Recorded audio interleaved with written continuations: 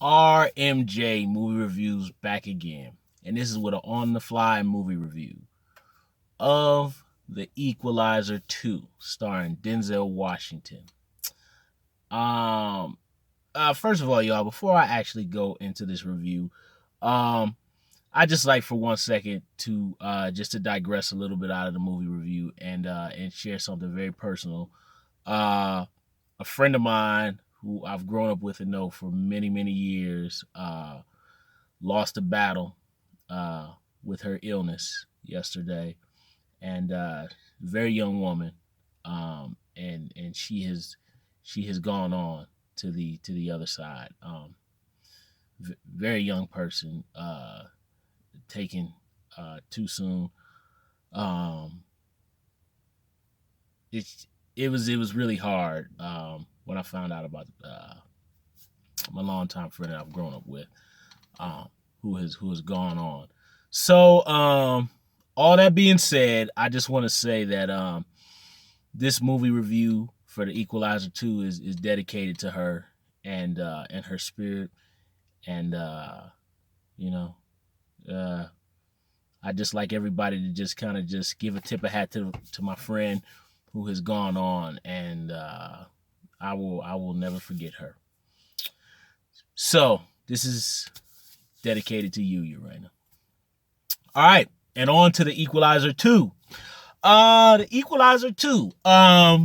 I will go back and say I was my mother used to watch the television series when I was a kid. And when I had heard that they were adapting the television series into a film version, I was pretty excited. And especially when I heard Denzel Washington was on board, Antoine Fuqua, I was like, cool, let's see what's happening. I was really excited about it, because obviously I'm a fan of Training Day. I think Brooklyn's Finest is underrated. I think Shooter is underrated. And I really think Tears of the Sun with Bruce Willis is underrated. I don't think that movie gets enough credit. But I think Antoine Fuqua, people have been a little bit too hard on him. But that being said, I was not of I know a lot of people liked the first Equalizer movie. I did not, I didn't even think it was okay. I did not like it at all. Um, in my personal opinion, I just kind of I didn't like the movie. I mean, I thought it was too long. What I did like was I liked the fact that it kept it pretty simple. That there's like these men who are mistreating these prostitutes or whatever, and Denzel just decides, hey, I'm not gonna stand for this, and he goes around helping people just like the show. So I thought that was cool, but I just didn't particularly. I like the fact that the movie was brutal. I like the fact that it was dark and it was gritty, but um outside of a couple fist fights, I just didn't think the action was diverse. I just wish there would have been more cool action, and I wish there would have been kind of more of the fist fighting type stuff that he did in the opening. Where he stabs a guy in the neck with the corkscrew in the first movie. So onto this movie, I actually I like this movie. I thought this movie was okay. My expectations were very low. I liked the trailer, the first trailer they had with with the little song in the background, and I just thought this movie was okay. Again, too long, just too long. I'm not understanding what happened to the days of the hour 40-minute action movies or the hour 45-minute action movies. These movies don't have to be this long, and this movie is way too long with as little plot as it has. I don't even care that it has a little bit of plot. I mean, a tiny plot. Just give me some cool action. First of all, the stuff that's cool in it again is that Antoine Fuqua is the last man standing of like the last hardcore raw action director. He's the last of the people who just believe in doing just straight raw uncomfortable action. Nobody does that anymore because they want to appeal to the what audiences like now. Audiences don't like hardcore raw action like back in the 80s and the 90s anymore. So I like that this movie still keeps that tone. Where it suffers is, I know a lot of people have complained about that there's kind of little episodic part to the beginning of the movie where he helps out this group of people, that group of people. I was okay with that. Um, there's kind of a side subplot where there's like a young kid who and it kind of looks like Denzel Washington lives in the same apartment complex that was in Brooklyn's Finest or Training Day. But basically you got this young kid who looks like he stepped out of Brooklyn's Finest, and he looks like the kid who killed Ethan Hawke a little bit in that movie. But his brother has been murdered in gang violence, and the guys are like, hey, you need to clap back. You need to go ahead and do what they did to your brother, before that happens to you, and Denzel doesn't want him to get sucked into the street. So you kind of got a kind of a flashback moment to kind of like Ricochet with the Ice-T and Denzel in the crack house. There's a similar scene. It almost feels like it's taken out. I'm wondering if Denzel just went back in his playbook and said, I'll just redo that scene from Ricochet, because that's pretty much what it is. And Denzel really, it's a really good scene. I really like the scene. I love Denzel's one-liner in that scene. But that story, it doesn't quite mesh together with the action part of the movie. I really like the actor. I think him and Denzel have a really good rapport, but they take so much time to get back to the action plot that it just does not come together like it should.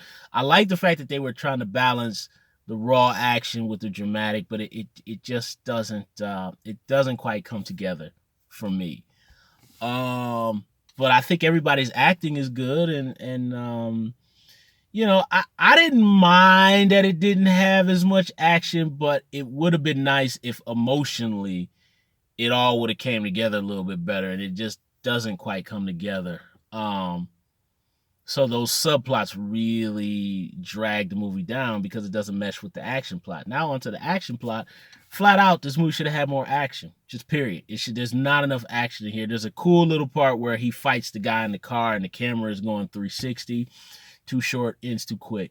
By far the best action scene in this movie to me is where Denzel goes.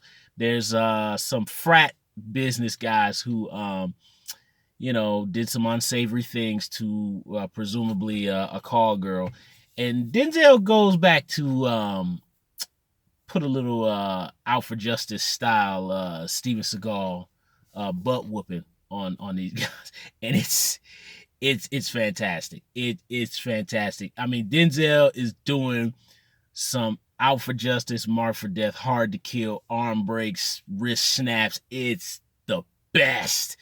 If the movie would have had more of it. Now, I heard a lot of people complain about the way those scenes were shot. I felt the way that scene was produced. I want to go back to watch the movie just to watch that scene. But the thing that made me mad was, in the previews, they advertised this Dr. Spock thing.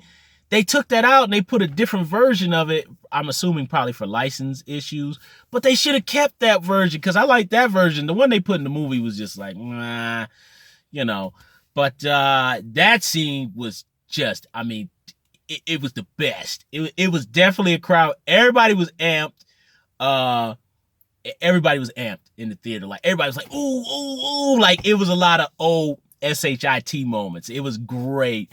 But there's just not enough of that. And the finale, it's kind of cool because the finale takes place during this storm. And I'm like, okay, I'm cool with that. But again, it just wasn't long enough. And the finale, the momentum was very like, it was, the energy was very much like the energy in the finale. Head north on Village Gate Boulevard for East Broad Street.